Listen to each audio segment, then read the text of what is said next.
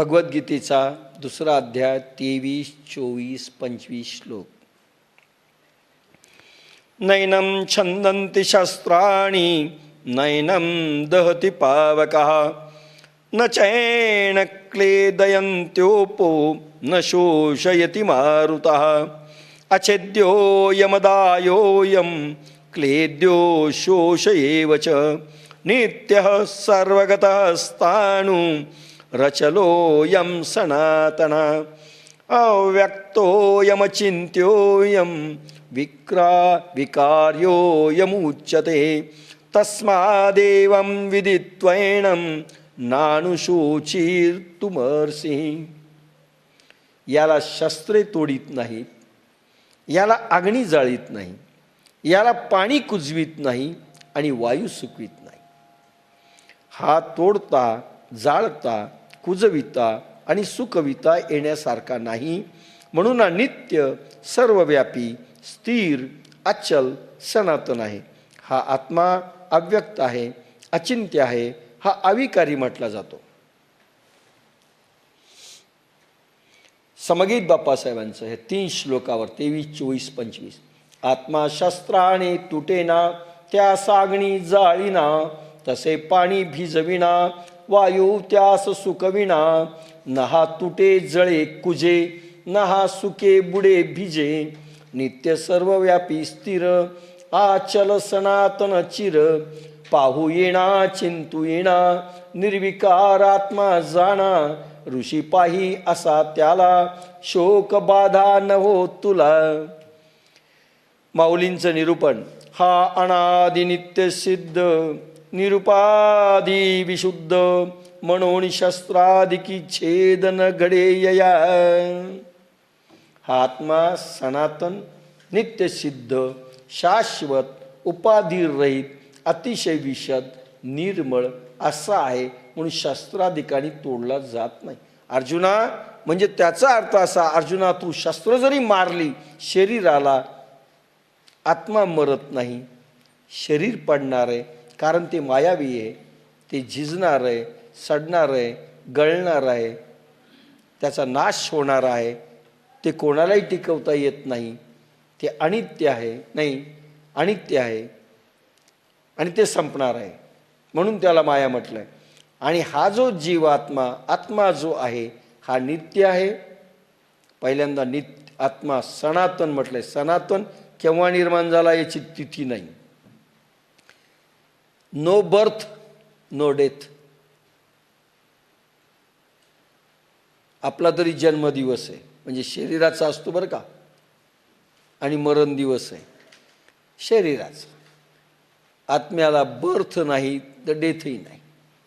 म्हणून त्याला सनातन एवढंच म्हटलंय. नित्य सिद्ध, नित्य सिद्ध. जसा जन्माला तसाच तो आज आहे. आपण जसे जन्मलो तसे आज आहोत का? नाही.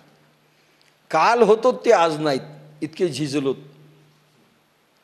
काल जे होतो ते आज नाही, पण तो नित्य सिद्ध आहे.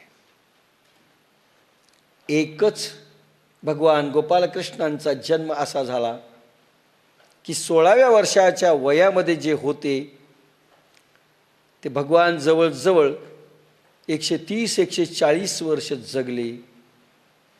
16व्या वर्षाच्या वयामध्ये भगवान जसेची तसेच होते. त्यांना दाढी आली नाही, मिशा आल्या नाहीत, रेझर ब्लेड लागली नाही. तसंच शरीर कायम ठेवलं भगवंताने. लक्षात घ्या. आणि भगवंतालाही असं सुंदर शरीर ज्याने कायम ठेवलं त्याचा भगवान आपलासा होतो. आणि ज्याने आपलं शरीर नष्ट केलं आणि भगवंताचं नाव घेतलं, भगवान त्याला भेटणार नाही. ज्या भगवंताने एवढं सुंदर शरीर ठेवलं, एवढं नाजूक ठेवलं, एवढं अविकारी ठेवलं, त्याला भक्तही तसाच आवडतो. दारूबाजाला दारूबाज मित्र आवडतो, संताला संत आवडतात, जनताला जनता आवडतात. भगवंताला त्याच्यासारखाच भक्त आवडतो.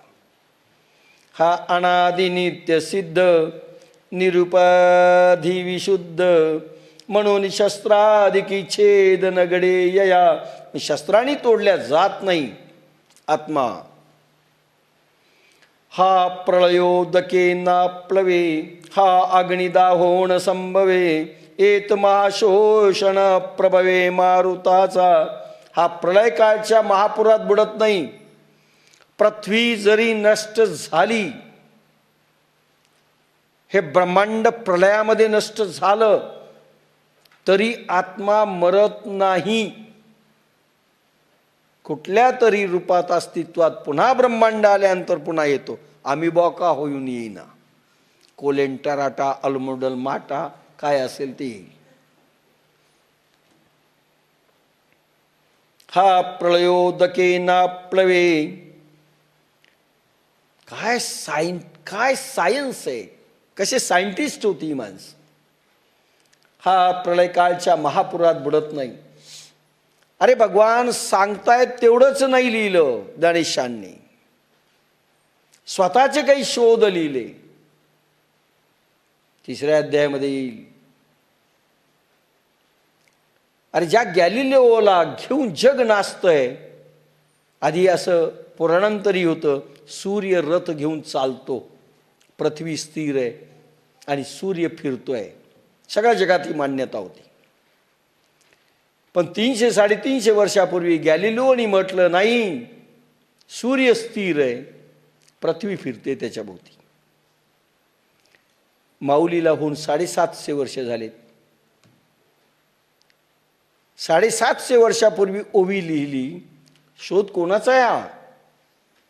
एका आळंदीमधून उड्डाण केलेल्या 16व्या वर्षाच्या बालकाचा आहे, हिंदुस्थानच्या.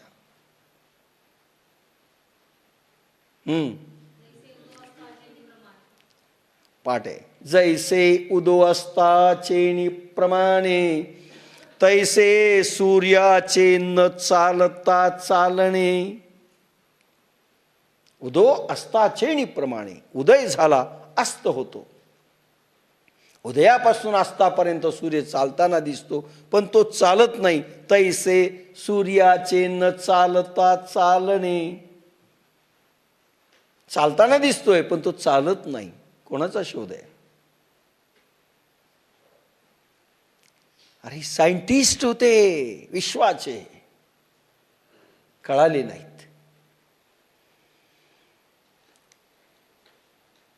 हा प्रलयोदके नाप्लवे. आत्मा प्रलयामध्ये देखील तसाच कायम चेतन शक्तीने राहतो. त्याला सत्य म्हणतात. आणि आज सगळे सायंटिस्ट सत्याच्या शोधाकडे चाललेत, पण बाहेर आत गेलं तर सत्य लागेल, सत्य सापडेल, बाहेर नाही. हा अग्निदाहोण संभवे. प्रलयकाळच्या महापुरात बुडत नाही, अग्नीपासून जाळू शकत नाही. येथे वायूच्या महाशोषण शक्तीचा प्रभाव उपयोगी पडू शकत नाही. वायूनी शोषल्या जात नाही, कारण प्रचंड विंड वाहते प्रलयकाळच्या वेळेस. आपल्याला माहीत नाही. आपल्याला सुनामी लाट पाहिली तर तेवढंच एक समजलं काय असतं प्रलयकाळ. बस एक छोटा स्लाईट, एक उगाच स्वप्नवत प्रलयकाळ पाहिलाय, बाकी काही नाही. मारुत असा प्रचंड असतो म्हणे, त्याच्यातही त्याला काही होत नाही. अर्जुना हा नित्य. त्या चैतन्य शक्तीला नित्य म्हटलंय, जी काहीच होत नाही जिला. अर्जुना हा नित्य, अचळ हा शाश्वत, सर्वत्र सदोदित परिपूर्ण हा. अर्जुना हा नित्य आहे, म्हणजे नेहमी राहणार आहे, निष्क्रिय, शाश्वत. त्या ब्रह्मचैतन्यामध्ये आत्मा जाऊन स्थिर होतो. पुन्हा ती बीज रूपाने पुन्हा बाहेर येतं. हे पा कसं कसं ठरलंय.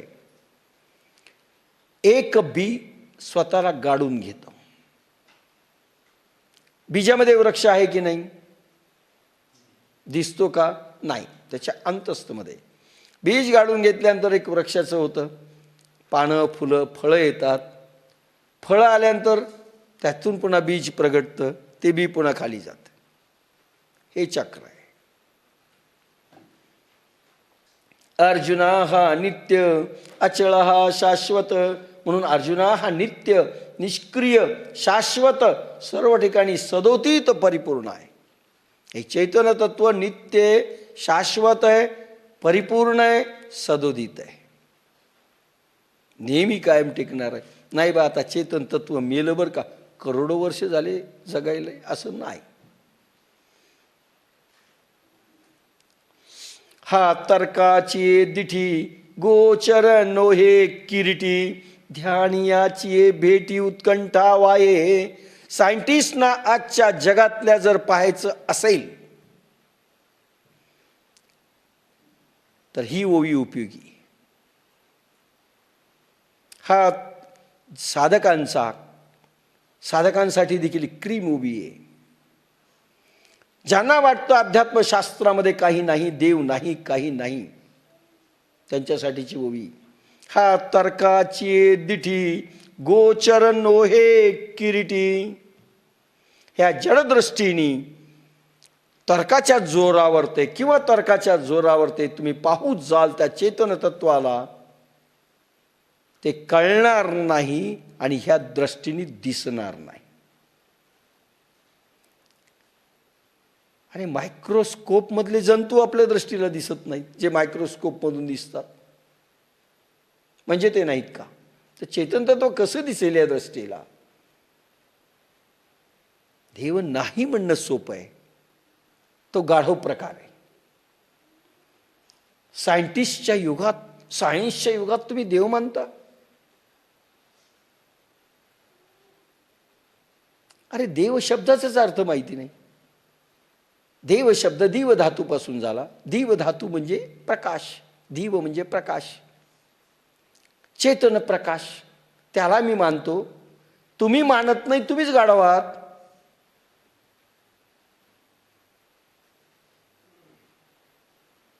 देव शब्द आहे. सायंटिस्ट, कुठला सायंटिस्ट म्हणला मी मानत नाही? कोणता सायंटिस्ट म्हणला? आईन्स्टाईन म्हणतो. आईन्स्टाईन बुद्धू होता, अतिशय बुद्धू. त्याचं सगळं कॉलेज लाईफ वगैरे सगळं बुद्धूपणात गेलं. जमनालाल बजाजनी त्यांना विचारलं, आईन्स्टाईनला, तुम्ही तर बुद्धू होतात, असे शोध कसे लावले? ते म्हणे भारताचं पातंजल योग सूत्र आणि ध्यान पद्धती. बस एकच शब्द सांगितला, ध्यान योग पद्धती. आणि हेच ऋषीमुनी ते ध्यान योगानुपश्यन्ते. सगळे ऋषीमुनी ध्यान योगाकडे वळले. ज्यावेळेस वादिवाद सुरू झाला, मूळ चेतन तत्व कसं आहे, द्वैताद्वैत, विशिष्टाद्वैत, अद्वैताद्वैत, त्यावेळेस सगळ्यांनी असं ठरवलं, ते ध्यान योगानुपश्यन्ते, नाही ध्यान लावा, काय समोर येईल ते. इथे ती ओवी आहे. तुम्हाला शोध करायचा का त्या गोष्टीचा? ध्यान योगाकडे वळा, ध्यानाकडे वळा. हा तर्काची दिठी, गोचर नोहे किरीटी, ध्यान याची भेटी उत्कंठा वाहे. पार्था, हा तर्कशास्त्राच्या दृष्टीला दिसत नाही. ध्यानयोग अध्याय 6 प्रमाणे तर याच्या भेटीकरिता उत्कंठित असते.